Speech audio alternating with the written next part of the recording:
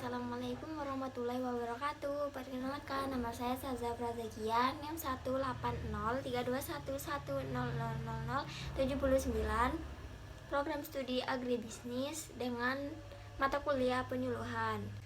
Adapun tema yang saya ambil kali ini mengenai program penyuluhan pertanian, yaitu tentang pendekatan peran penyuluh dalam meningkatkan kesejahteraan petani di Kabupaten Maros, Sulawesi Selatan.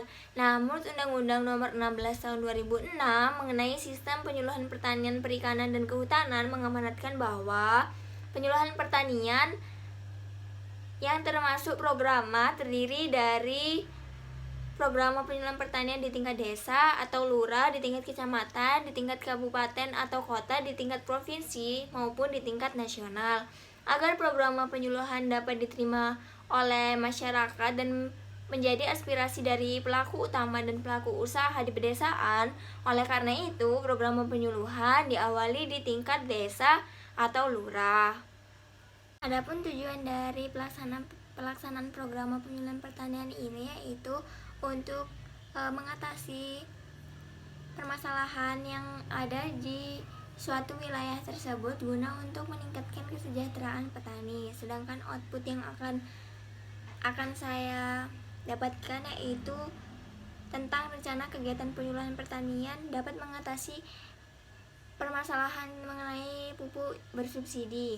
Untuk karakteristik wilayah Kabupaten Maros sendiri terletak dengan luas wilayah sebesar 1.619,11 km persegi dan terdiri dari 14 kecamatan dan membawahi 103 desa atau kelurahan.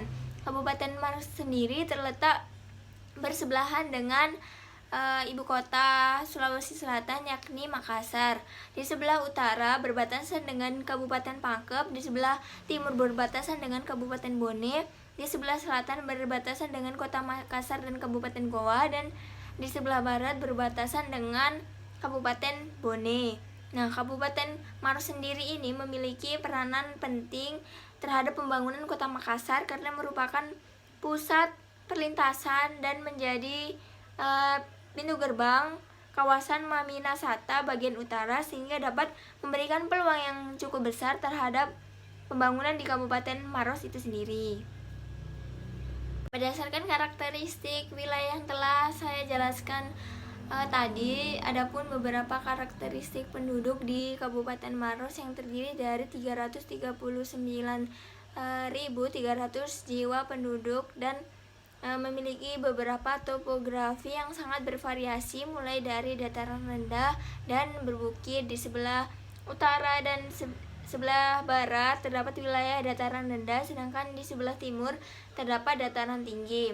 Nah, Kabupaten Maros ini termasuk salah satu kabupaten sentra produksi tanaman pangan di Sulawesi Selatan selain kawasan Poso Wasipilu, khususnya untuk tanaman pangan seperti padi dan kedelai. Untuk kelembagaan Kabupaten Maros terdiri atas kelembagaan yang merupakan kelembagaan dari suatu kelompok tani ataupun beberapa gabungan kelompok tani serta kelembagaan resmi lainnya. Sedangkan untuk potensi yang ada di Kabupaten Maros telah saya jelaskan tadi mengenai tentang tanaman pangan yang paling menjadi unggulan yaitu padi dan kedelai. Sedangkan itu terdapat sumber daya alam di Kabupaten Maros yaitu tentang kekayaan alam atau tempat wisata yang berupa kerajaan zaman dahulu, sungai atau air terjun.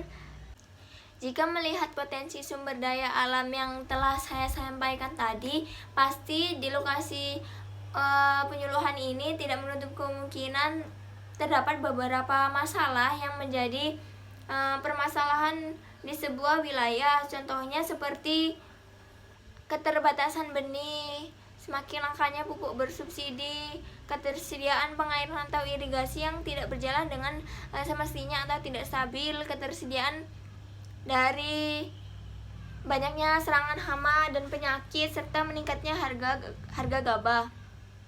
Nah, berdasarkan permasalahan-permasalahan tersebut, saya mengambil salah satu isu yang strategis di Kabupaten Maros, yaitu langkanya pupuk bersubsidi dan meningkatnya harga pupuk bersubsidi seperti pupuk urea dan pupuk SP36.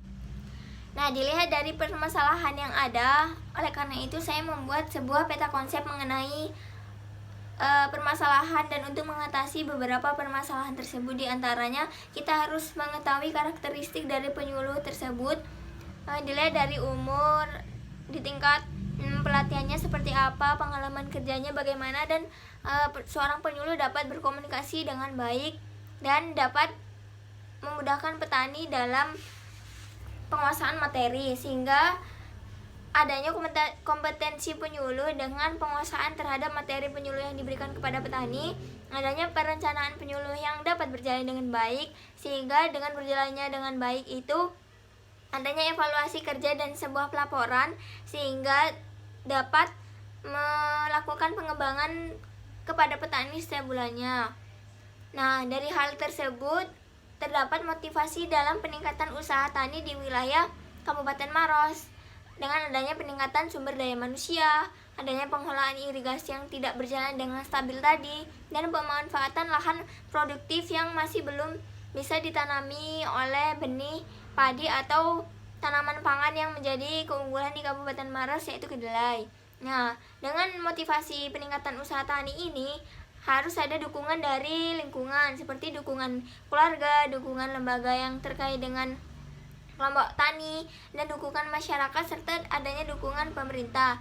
Nah, dengannya adanya dukungan ini dapat meningkatkan kinerja dari penyuluh dan peningkatan dari petani itu sendiri. Peningkatan dari petani dapat meningkatkan sumber daya petani yang terjamin dengan adanya kemudahan untuk melakukan perbaikan kondisi yang pada saat ini terjadi permasalahan, dan dapat mengatasi berbagai permasalahan yang ada.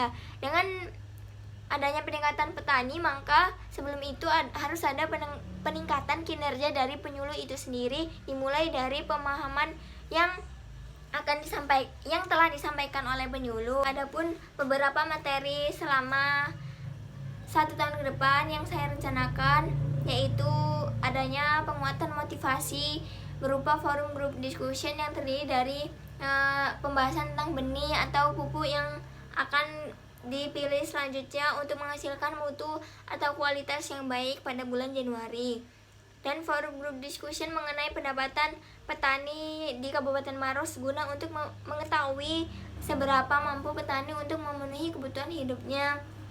Selanjutnya ada forum group discussion mengenai potensi sumber daya yang ada di Kabupaten Maros, serta membahas tentang permasalahan-permasalahan yang ada, dan forum group discussion mengenai peluang pengembangan tanaman padi yang akan dibudidayakan untuk keberlanjutannya di lahan pertanian Kabupaten Maros.